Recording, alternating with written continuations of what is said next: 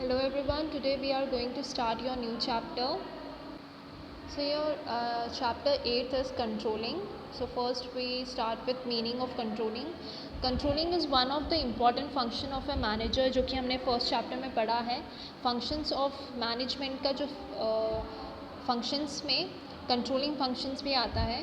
In order to seek planned results from the subordinates, a manager needs to exercise effective control over the activities of the subordinate.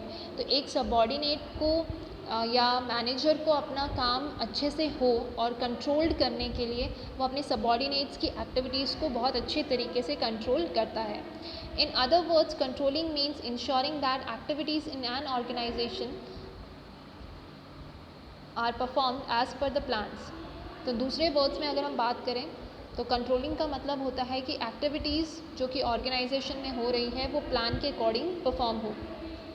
Controlling also ensures that an organization resources are being used effectively and efficiently for the achievement of predetermined goals. Controlling is thus a goal oriented function. तो controlling का एक और मतलब होता है that is कि resources बहुत अच्छे तरीके से यूज़ हो रहे हैं या नहीं हो रहे हैं ताकि जो goal oriented function है वो भी अचीव हो सके.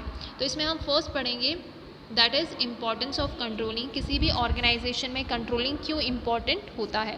तो फर्स्ट है आपका accomplishing organisational goals. The controlling function measures progress towards the organisational goals and brings to light the deviations if any and indicates corrective actions. तो कंट्रोलिंग क्यों इम्पॉर्टेंट है. पहले तो हमें ऑर्गेनाइजेशन का गोल अचीव करने के लिए इम्पॉर्टेंट होता है, ठीक है. देन अगर कोई डेविएशन है मतलब कोई प्रॉब्लम्स हैं तो उसको करेक्ट करना ताकि करेक्ट एक्शन से करें, उसका करेक्टिव एक्शन लें ताकि वो हम गोल को अचीव कर सकें. सेकेंड है judging accuracy of standards. A good control system enables management to verify whether the standard set are accurate and objective. An efficient control system keeps a careful check on the changes taking place in the organization and in the environment and help to review and revise the standards in light of such changes. तो second आपका importance है कि control help करता है कि management जो हमारा set objective है, स्टैंडर्ड है, वो एक्यूरेटली फॉलो कर रहा है या नहीं कर रहा है. वो ध्यान में रखता है कि क्या क्या चेंजेस हो रहे हैं इन्वायरमेंट में, क्या चेंजेस हो रहे हैं गवर्नमेंट के में ऑर्गेनाइजेशन में, क्या चेंजेस हो रहे हैं जिसकी वजह से वो अपना स्टैंडर्ड भी चेंज करता रहता है. थर्ड है आपका making efficient use of resources. By exercising control a manager seeks to reduce wastage and spoilage of resources. बहुत कंट्रोल करने की वजह से अगर आपका मैनेजर अच्छा कंट्रोल करता है तो हम वेस्टेज जो रिसोर्सेज का होता है उसको वेस्ट होने से बचा सकते हैं, ठीक है. फोर्थ है आपका improving employ motivation. A good control system ensures that employees know well in advance what they are expected to do and what are the standards of performance on the basis of which they will be appraised. तो अगर आपका control system बहुत अच्छा है किसी भी manager का तो एम्प्लॉयज़ को पहले से ही पता होगा कि उससे क्या काम निकलवाया जा रहा है, मतलब क्या एक्सपेक्टेशन है उससे, ठीक है, और उसको कहाँ तक वो काम करना है, कौन से बेसिस पे वो काम करना है, जो कि किस तरीके से उसका अप्रेजल होगा, मतलब किस तरीके से उसका काम को चेक किया जाएगा, वो सारी चीज़ें एक एम्प्लॉय को पता रहेगी.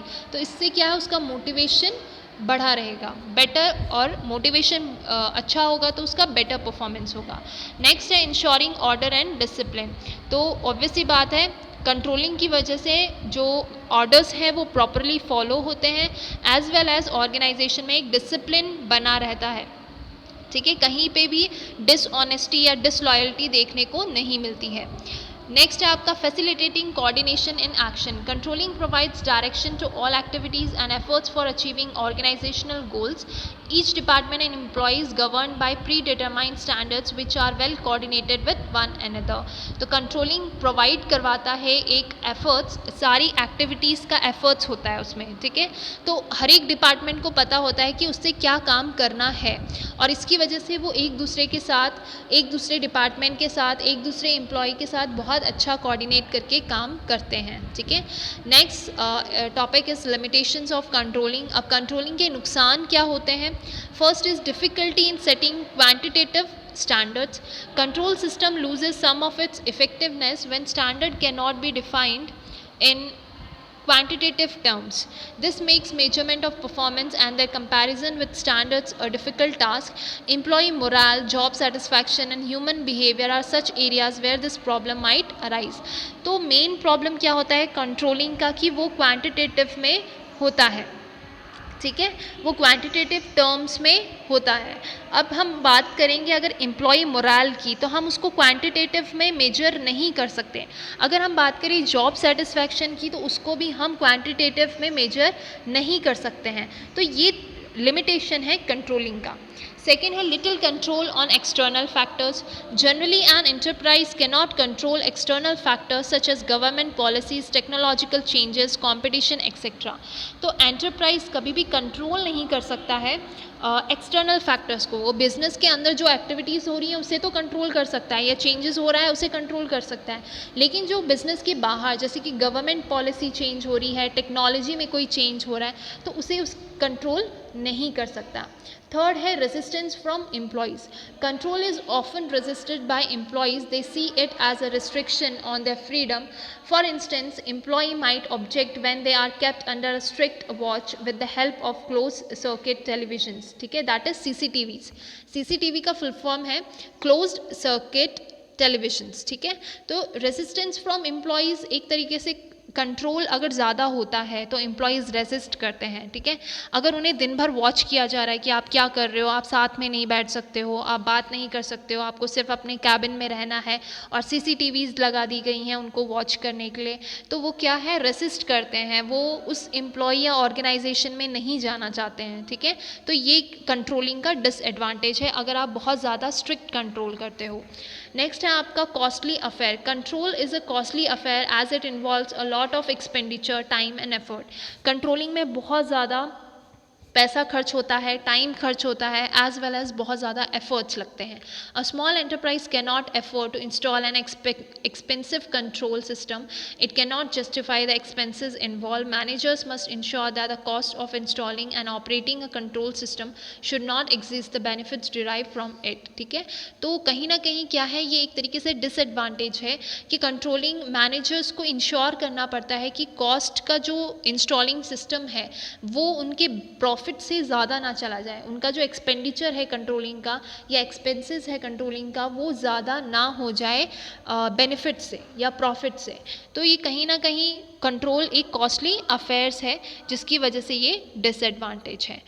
अगर हम बात करें relationship between planning and controlling is not going to come in your syllabus, so move to the next topic that is controlling process. तो हर एक चीज़ का आपने पढ़ा होगा, प्लानिंग एक प्रोसेस है, प्लानिंग का प्रोसेस होता है, स्टाफिंग का प्रोसेस है, ठीक है, एंड डायरेक्टिंग का प्रोसेस है. वैसे ही कंट्रोलिंग का भी प्रोसेस होता है ऑर्गेनाइजेशन में. तो फर्स्ट है इसका setting performance standards. The first step in the organisation process is setting up of performance standards. Standards are the criteria against which actual performance would be measured. Thus, standards serve as benchmarks towards which an organization strives to work. तो setting performance standards मतलब for example, मैं यहाँ पे example देना चाहूँगी आपके marks का या परसेंटेज का. आप 80% लाना चाहते हैं, तो ये क्या है, आप एक सेट कर रहे हैं अपना स्टैंडर्ड. ठीक है, सेट कर रहे हैं कि आपको परफॉर्म कहाँ तक करना है या आपका परफॉर्मेंस स्टैंडर्ड कहाँ तक होना चाहिए. ठीक है, एंड एक्चुअल परफॉर्मेंस होता है कि आपको 60% आए हैं, तो वो आपका एक्चुअल परफॉर्मेंस है. ठीक है, और दोनों के बीच का डिफरेंस को हम बोलते हैं डेविएशन. तो पहला जो बिज़नेस का काम होता है वो होता है स्टैंडर्ड को पुट करना, हमारा एक्सपेक्टेशन कितना होना चाहिए, ठीक है, ऑर्गेनाइजेशन का, और फिर कंपेयर करना कि हमारा एक्चुअल परफॉर्मेंस क्या है. तो पहला है आपका step setting performance standard. Second है measurement of actual performance. Once performance standards are set, for example आपने पहले 80 या 80% आपने सेट कर दिए कि आपके परसेंटेज आएगी, तो आपका next step is measurement of actual performance. आपका नेक्स्ट स्टेप होगा कि आपका एक्चुअल परफॉर्मेंस कितना आया है. Performance should be measured in an objective and reliable manner. तो जो मेजर करेंगे आप अपना अपना एक्चुअल परफॉर्मेंस वो ऑब्जेक्टिव होना चाहिए, रिलायबल होना चाहिए, ठीक है, उससे राइट या सही रिजल्ट आने चाहिए. There are several techniques for measurement of performance. These include personal observation. तो कंपनीज में डिफरेंट टेक्निक्स यूज़ की जाती हैं. उसमें है आपका पर्सनल ऑब्जर्वेशन किया जाता है, सैम्पल चेकिंग होती है, परफॉर्मेंस रिपोर्ट्स होते हैं, और इसके अलावा भी बहुत सारी टेक्निक्स इंक्लूड होती है एक्चुअल परफॉर्मेंस को मेजर करने के लिए. ठीक है. थर्ड स्टेप है आपका comparing actual performance with standards. ठीक है. तो यहाँ पे इसका मतलब है कि अगर आपके 80% आए, आपने रखे थे 80%, आए हैं आपके 60%, तो आप अब कंपेयर कर रहे हैं कि आपके इतने कम क्यों आए हैं. ठीक है. तो आप किसी भी तरीके में, स्पेशली क्वांटिटेटिव टर्म्स में, क्वांटिटेटिव मतलब नंबर टर्म्स में आप मेजर कर रहे हैं कि ऐसा क्यों हुआ है. ठीक है. So this steps involves comparison of actual performance with the standard.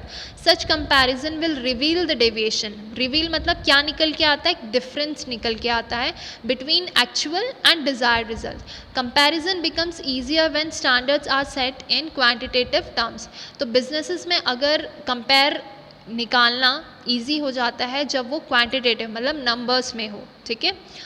Next step है आपका analysing deviation. Some deviations in performance can be expected in all activities. It is therefore important to determine the acceptable range of deviations. Also, deviations in key areas of business needs to be attended more urgently as compared to deviation in certain insignificant areas. Critical point. Okay, it's a subheading. So if we move to the analyzing deviation, that is ये difference क्यों आया है. तो कुछ differences तो ऐसे होते हैं जो आते ही आते हैं, उसके लिए कंपनी कुछ नहीं कर सकता. ठीक है. जो कुछ प्रॉब्लम्स ऐसे होती हैं जिसकी वजह से कंपनी को पता है कि इस प्रॉब्लम की वजह से हमारा जो एक्चुअल परफॉर्मेंस है वो हम अचीव नहीं कर पाएंगे. लेकिन कुछ डेविएशंस ऐसे होते हैं जिन्हें रिमूव किया जा सकता है. कुछ प्रॉब्लम्स ऐसी होती हैं जिनको कंट्रोल किया जा सकता है. ठीक है. सो इसमें आपको बताया गया है that is control and management by exception should be used by a manager in this regard. तो यहाँ पे ये जो points हैं that is critical point control, इनकी वजह से, and second is management by exemption, इनकी वजह से control किया जा सकता है. ठीक है. स्टेप 5 है टेकिंग करेक्टिव एक्शन. तो जब हमें पता है कि हमें कहाँ से नुकसान हो रहा है, कहाँ से हम एक्चुअल परफॉर्मेंस को अचीव नहीं कर पा रहे हैं, या स्टैंडर्ड सेट परफॉर्मेंस को अचीव नहीं कर पा रहे हैं, हम कहाँ पे हमारा जो परफॉर्मेंस है वो गिर रहा है. ठीक है. तो उसको फाइंड आउट करने के बाद ऑर्गेनाइजेशन या मैनेजर जो होता है वो करेक्टिव एक्शन लेता है ताकि इसका ज़्यादा नुकसान ना पहुँचे. ठीक है. मतलब हम अपने सेट ऑब्जेक्टिव या सेट स्टैंडर्ड से भटक ना जाएं, या हमें बहुत ज़्यादा लॉस ना हो. उसके लिए हमें last step that is taking corrective action लेने पड़ते हैं. ठीक है. So this is about the process of controlling. If you have doubts regarding any topics, you can freely ask me. Thank you everyone.